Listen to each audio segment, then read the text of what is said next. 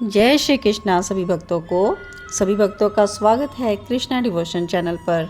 और आप सभी इस चैनल के माध्यम से श्री कृष्ण की अमृतमयी कथा को लिसन कर पा रहे हैं और श्री कृष्ण के जीवन में जितनी भी लीला कथा हुई हैं उनको डिटेल वाइज आप जान पा रहे हैं।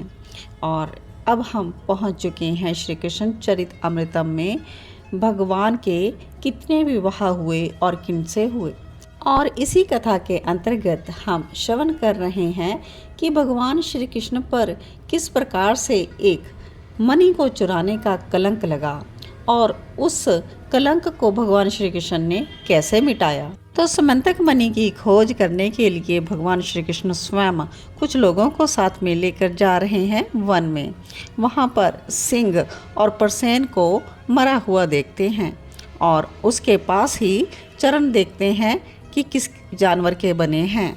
उन्हीं चरणों का वो पीछा करते हुए पहुंचते हैं एक गुफा तक। तो भगवान जान जाते हैं कि यहाँ पर एक रीछ रहता है जो कि द्वापर युग का नहीं त्रेता युग या उससे भी पहले का हो सकता है। तो आज की कथा में हम जामवंत जी के बारे में जानेंगे भाग 267 में। और जामवंत जो हैं रामा अवतार के समय भी थे। जामवंत जी श्री रघुनाथ जी की सेना में भी थे।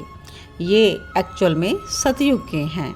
इन्होंने हर युग देखा है और द्वापर में भी हैं और ये त्रेता युग में भी थे। ये अपनी ही गुफा में रहते हैं। पृथ्वी के लोगों से मिलना जुलना इन्होंने बंद कर दिया है और यह छोटे नाटे द्वापर के लोगों में इनकी कोई रुचि नहीं है। जामवंत ने गुफा के भीतर अपनी दुनिया बसाई है और उस दुनिया में इनकी पुत्री जामवंती साथ में है। सेवक सेविकाएं भी हैं और जामवंत अपनी पुत्री को ये अपने आराध्य श्री राम जी की कथा सुनाते हैं। इनकी पुत्री जो है युवा हो चुकी है और चिंता इनको यही है कि श्री राम को छोड़कर ये किसी को वर के लिए पसंद ही नहीं करती। जामवंत ने देवों को भी दिखाया, स्वर्ग में भी लेकर गए अपनी पुत्री को, किंतु श्री राम जिनके हृदय में बसे हो वो किसी और से कैसे प्रभावित हो सकते हैं। जामवंती श्री राम की कथा सुनती है और जामवंत जी सुनाते हैं। पवन सुत भी पता नहीं आजकल कहाँ हैं, ये जामवंत सोचते हैं। और संध्या होने को आई। जामवंती ने श्री रघुनाथ जी की आरती की। ये इनका नित्य का नियम है। पर आज गुफा से बाहर आ गए जामवंत।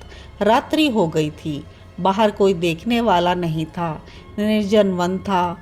मनुज तो इधर आता ही नहीं। हाँ, पशु सिंह आते हैं कई बार।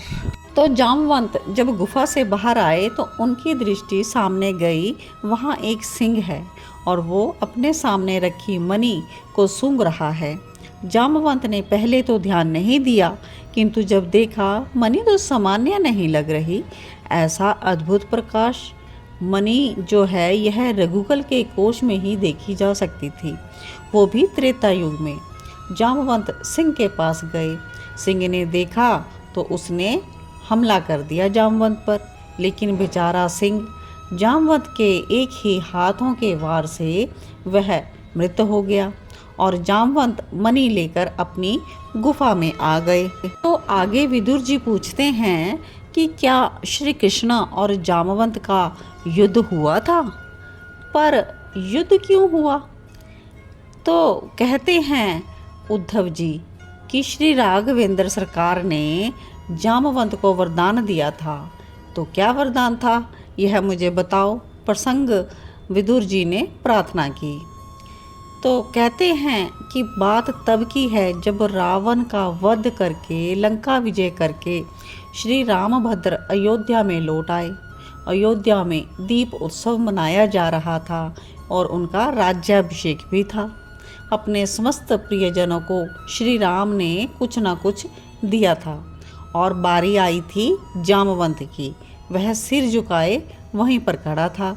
श्री राम ने बारंबार कहा, मांगो जामवंत, कुछ मांगो। पर जामवंत जी ने कुछ नहीं मांगा। लेकिन जब ज़्यादा जिद की तब जामवंत बोले नाथ, मेरी तो अटपटी सी मांग है, अगर आप दे सकते हो तो दे दीजिए। राघवेंद्र सरकार मुस्कुराकर बोले, मांगो, जो भी कामना हो बोल दो आज। तो जामवंत ने स्पष्ट कह दिया, मैं आपसे ही दो दो हाथ करना चाहता हूँ।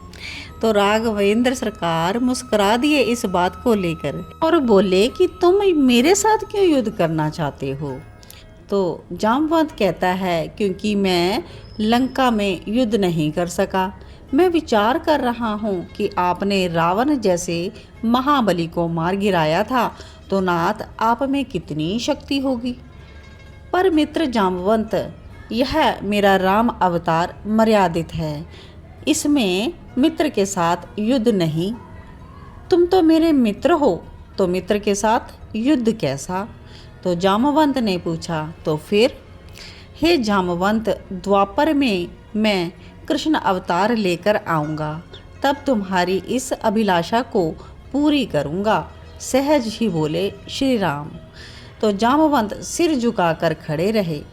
तो वही त्रेता युग का वर आज द्वापर युग में पूरा हो रहा था। तो आज के भाग में आप सभी ने जाना जामवंत जी कौन थे और क्यों इंतज़ार कर रहे थे और क्यों उन्होंने भगवान श्री कृष्ण के साथ युद्ध किया। तो उनका भगवान श्री कृष्ण के साथ किस प्रकार से युद्ध होगा, यह हम नेक्स्ट पार्ट में लिसन करेंगे। आप सभी तब तक जुड़े रहें कृष्णा डिवोशन चैनल के साथ और प्रेम पूर्वक भगवान की लीलामयी कथा लिसन करते रहें। आप सभी के हृदय में विराजमान प्रिया प्रीतम को मेरा कोटि कोटि वंदन।